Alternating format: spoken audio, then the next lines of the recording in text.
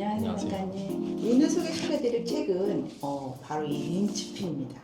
린치핀은 세스 고딘이 지은 책인데 이 세스 고딘의 린치핀을 작가님께서 추천을 해주셨어요. 이유가 있으셨나요? 사회가 발전하면서 요즘에 사회적으로 불안감도 너무 심하잖아요. 맞아요. 이게 앞으로 어떻게 살아야 할지, 어떻게 인간으로서 가치를 유지할지에 대해서 고민이 많은데 이제 저도 그 부분에서 힌트가 될 만한 책이 있을까를 하다가 찾다 보니까 이 책에 AI가 대체할 수 없는 인간이 되어라, 소란을 피우는 인간이 되어라라는 게 카피가 너무 눈에 확 띄어가지고 저도 흥미롭게 일단 한번 집어들었는데 너무 이 책 한 권에도 지금 뽑아낼 수 있는 인사이트가 너무 많아서 바로 말씀하시자마자 바로 추천해드렸던 책이. 네. 아니 제가 작가님께 책을 추천을 해달라고 말씀을 드렸는데 사실 저는 이 책을 일주일 동안 읽지를 못했어요. 안 나가는 거야, 재미가 없어가지고. 근데 이제 조금 술술술 지나다 보니까 하고서 좀 몰입이 되더라고요. 이 린치핀에서 세스 고딘은 좀 굉장히 불편한 이야기를 하잖아요. 대체 불가능한 사람들은 먼저 받는 사람이 아니라 먼저 주는 사람이라고 이야기를 하죠. 여기서 린치핀이 바퀴를 고정하는 작은 핀으로 조직에서 없으면 안 되는 사람, 단순히 일을 잘하는 사람이 아니고 대체할 수 없는 가치를 만드는 사람이다 라고 린치핀을 소개를 했어요. 그러면 린치핀은 정답을 잘 수행하는 사람이 아니라 새로운 가치를 만드는 사람이다 라고 이야기를 시작을 하면서 거기에 대해서 어떻게 하라고 지금 설명을 해주고 있잖아요. 혹시 뭐 감명 깊은 부분이 있으셨나요? 린치핀에서 가장 중요한 키워드를 꼽으라면 예술, 선물, 그 다음에 부수적으로 열정도 있었던 것 같은데 이 세 가지 키워드가 어떻게 보면 어떻게 하면 린치핀이 무엇인지, 어떻게 하면 린치핀이 될 수 있는지, 어떻게 하면 나 없이는 안 되는 영역을 만들 수 있을지에 대한 모든 정의와 해답을 주고 있는 키워드라고 생각하거든요. 그리고 이 책 전체를 관통하고 있는 키워드도 그냥 그 세 개라고 해도 과언은 아닐 것 같아요. 어떻게 보면 그 부분을 이해하는 게 이 책을 이해하는데 가장 핵심이지 않을까. 그럼 여기서 말하는 예술인은 뭘 뜻하는 거죠?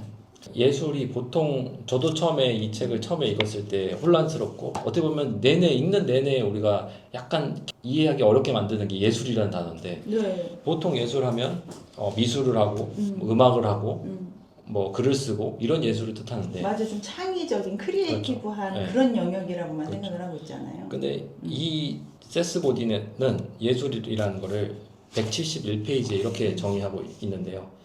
예술이란 상대방을 변화시키기 위한 선물이다. 매개체가 무엇이든 상관없다. 의도가 핵심이다. 세상을 바꾸기 위해 우리가 용기 내서 하는 행동이다. 라고 정의를 하고 있어요. 그래서 이거를 보면 예술이라는 거는 말 그대로 내가 상대방에게 변화를 위해서 상대방과 사회를 바꾸기 위해서 용기 내서 의도를 가지고 하는 행동 자체를 포괄적으로 얘기해서 예술이라는 단어로 표현을 하고 있거든요. 그러니까 지금 여기 린치핀 책에서 보면은 우리는 시스템화 안에서 부품으로 살아가고 있다는 걸 이야기하더라고요.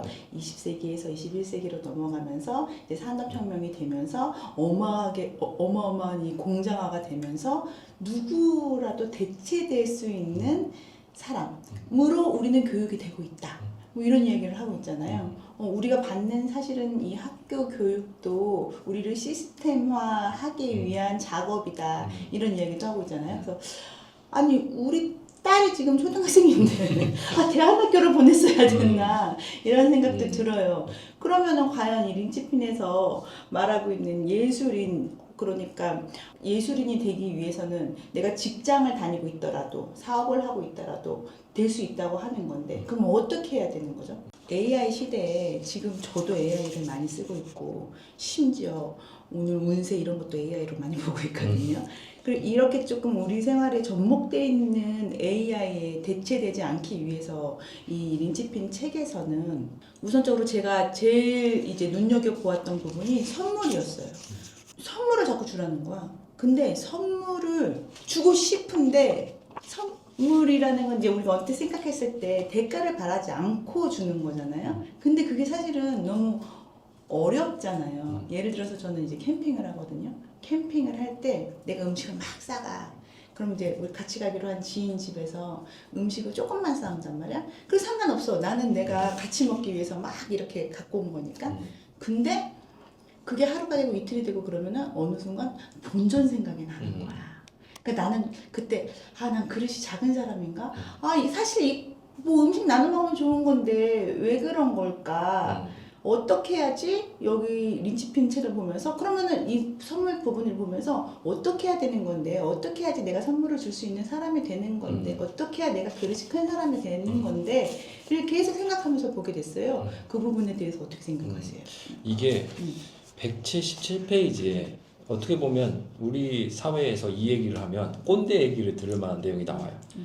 여기에서 가장 린치핀이 싫어한다고 말한 태도가 주는 만큼 일한다라는 태도거든요. 일과 돈을 동일시하는 건데 이게 린치핀은 우리를 싸구려로 만드는 요소 중에 하나다라고 이야기를 하는데 이러면서 설명을 덧붙인 게 오늘 하루 그리고 이 순간을 다른 사람에게 선물을 우리가 줘야 하는 거는 누군가가 우리에게 그만한 대가를 지불했기 때문이 아니라 내가 나 스스로 오늘 내가 하는 일을 소중하게 여기기 위해서다라고 이야기를 하거든요.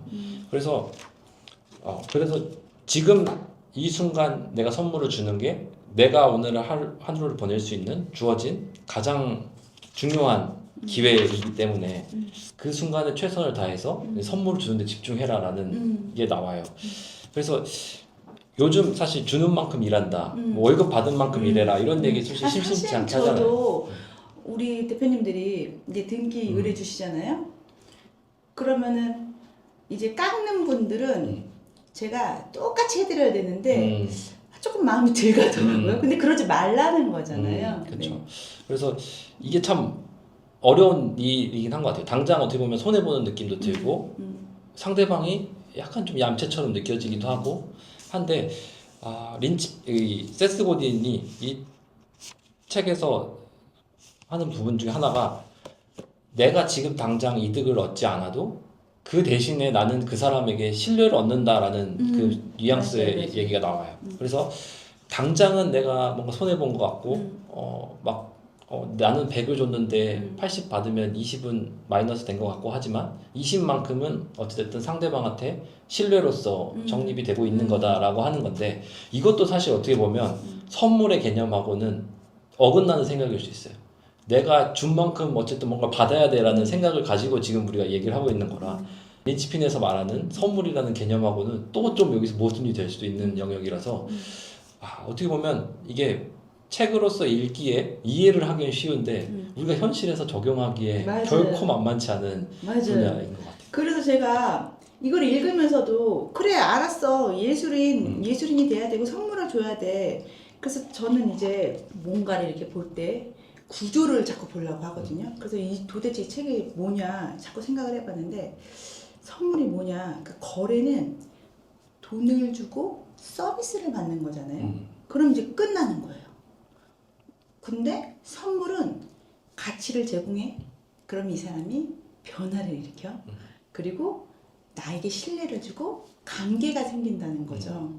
그래 좋아. 그러면 세스 고딘이 선물은 물건이 아니라 상대를 변화시키는 행위다 라고 하는데 이 변화가 뭔데? 그럼 나는 등기해주면서 어떤 변화를 줘야 되는 건데 이렇게 생각을 하면서 보니까 새로운 관점을 알려주는 거, 진심 어린 조언, 예상하지 못한 배려, 그리고 뭐 사람을 연결해 주는 것, 용기를 주는 말, 뭐 이런 것들을 얘기하더라고요. 그러니까 예를 들어서 우리가 붕어빵 사장님 생각을 해볼게요.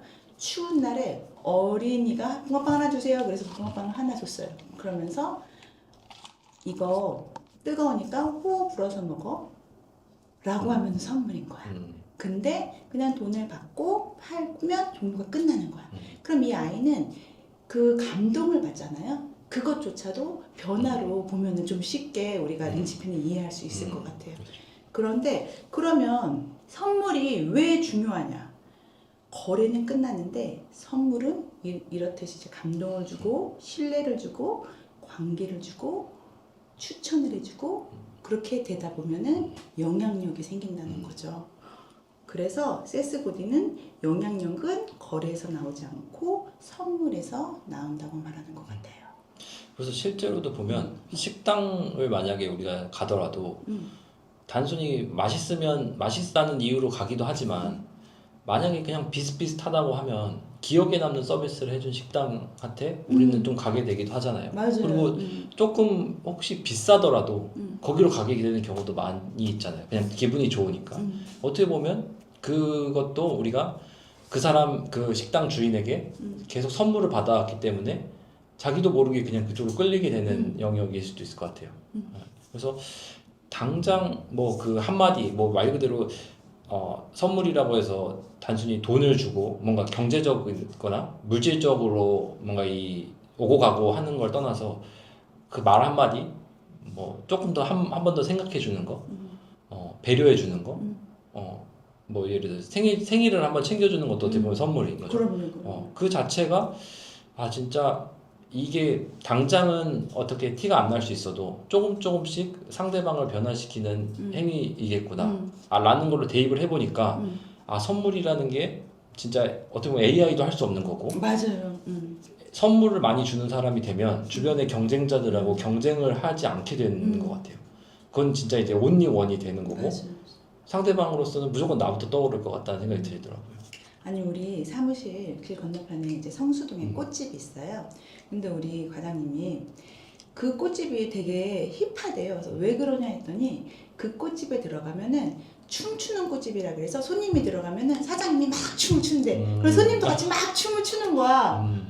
그러면은 거기서 꽃을 사러 갔지만 춤을 추고 나오면서 얼마나 행복하겠어. 그런 게 바로 선물이 아닐까 그런 생각을 하게 되었어요. 네. 근데 이런 것들은 AI가 할 수가 없잖아. AI는 내가 물어보는 것들, 내가 시키는 것들은 다 해. 그런데 물어보는 것과 시키는 것 외에 하는 것들을 못하는 거. 누가 꽃집에서 춤을 추겠어. 그렇죠? 이런 거를 얘기하는 게 아닌가. 그리고 결국은 이런 것들은 사실은 감정 노동이 굉장히 심하잖아요. 이 책에서도 얘기를 하지만 이 선물을 주기 위해서는 감정 노동을 해야 된다. 사실 감정 노동하기 너무 싫잖아요. 그 꽃집 사장님도 처음에는 창피하지 않았을까? 그런 생각이 드는데 그럼에도 불구하고 감정 노동을 하는 사람이 예술인이 된다 이렇게 말을 하고 있어요. 그러니까 서비스 좀 더 그냥 사회적으로 우리가 많이 쓰는 걸 단순하게 표현하면 서비스의 개념이 될 수도 있는데 그러니까 진짜 어떻게 보면 업무 성과나 말 그대로 효율성을 추구하고 업무 성과를 보여주는 것만으로는 이제는 진짜 더 이상 AI랑 경쟁도 안 되는 시대가 됐을 거고 그러니까 어떻게 보면 진짜 선물을 어떻게 줄 수 있을까 굳이 대가를 바라지 않고 상대방에게 변화 어렵게 말하면 변화지만 어떻게 하면 즐거움을 주고 감동을 줄 수 있을까를 고민하다 보면 어떻게 보면 진짜 AI 시대에 살아남는 전략도 그렇게 어렵지는 않을 수 있을 것 같아요. 그래서 이 린치핀에서 이제 가장 오래 남은 문장은 대체 불가능한 사람은 가장 많이 받은 사람이 아니라 가장 많이 준 사람이다.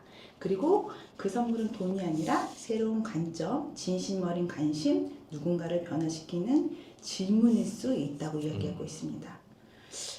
나는 오늘 무엇을 받고 있는가가 아니라 무엇을 선물하고 있는가를 생각하는 사람이 예술인이 되고 그 사람이 바로 AI 시대에서 대체되지 않는 사람이지 않을까 싶어요. 우리가 뭔가 어쨌든 선물을 주고 선물이 그러니까 단순히 물질적인 것만 의미하는 건 아니지만 내가 가진 게 없으면 어떻게 선물을 주지? 그 다음에 당장 먹고 살기가 힘들고 생활이 쪼들리고 하다 보면 어떻게 나는 그러니까 선물을 못 줘라고 생각할 수 있는데 이 책에서 299페이지에 또 힌트를 하나 주고 있어요. 그래서 보면 배고플 때 관대해지기란 참으로 어렵다. 하지만 관대해지면 배고픔을 겪지 않는다. 여기에 모순이 있다. 진짜 말 그대로 모순인 것 같아요.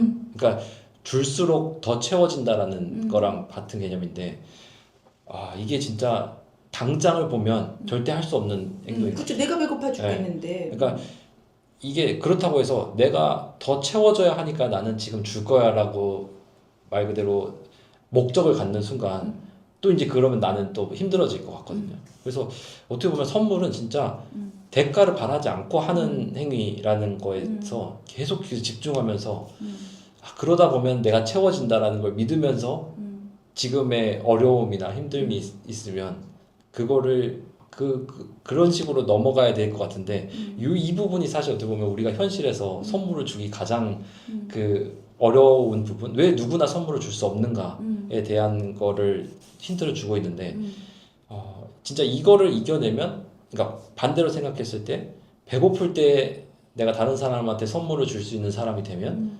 그때부터는 진짜 나는 언제나 채워질 수밖에 없는 사람이 되지 않을까. 그래서 결국은 그 사람은 신뢰를 주게 되는 거죠. 내가 배고픈데 상대방한테 먼저 내밀 수 있는 사람. 그러면 그 사람은 나를 전적으로 신뢰를 하겠죠. 그렇게 되면 관계가 생기는 거고 소개가 생기고 기회가 생기고 영향력이 생기면서 또 보상이 생기고 정말 많이 생각하게 되는 책이었던 것 같아요.